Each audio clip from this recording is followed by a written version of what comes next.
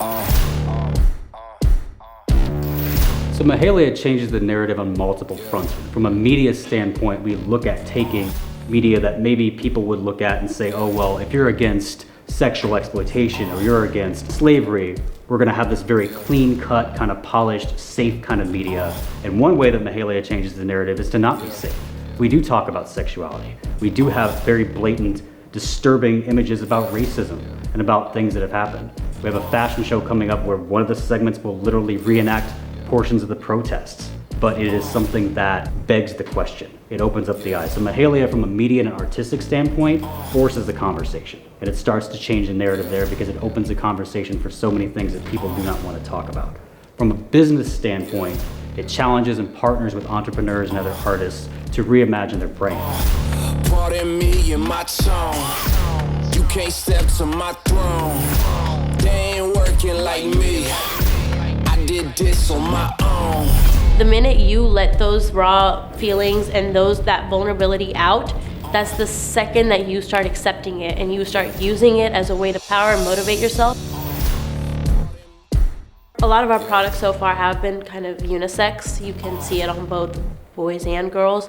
And I kind of added those little detailings of paint splatters and tears and chains because it was kind of just me being this messy person who does not have her life together at all, but is willing to constantly do whatever it takes to get where I want to be, which is to be like a global influencer and be able to wake up every day and go into work knowing that my sole purpose is to make other people who feel good about themselves and having brands and launching products that hopefully are allowing everyone to kind of feel like they have a place in the world.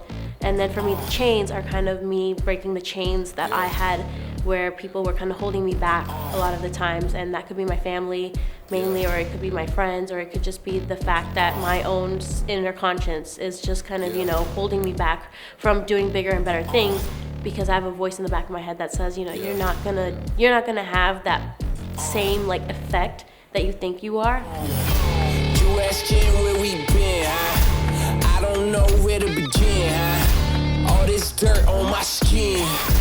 I just came here to win. Media is the most powerful tool we have. Malcolm X talked about how the media can be manipulated so there can be messages about us that are construed about black people. And so we need media because this is the source. Everybody's holding their phone and in this constant consumption of content. So if we're creating the right content for media, then we can start changing the narrative.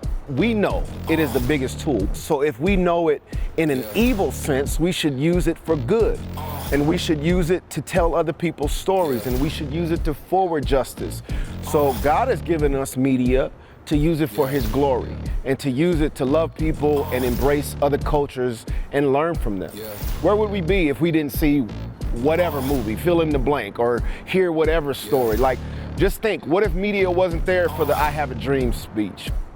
I wanted to be a part of the Mahalia Project and Wish I Was tour because of the heart of it, because of the passion, because of the justice, because of equality and the exposure of systemic racism and coming to an agreement, a consensus about loving each other and just speaking up for justice issues. And it's done in high quality too. It's done in excellence and faithfulness to the call. And we need more of it.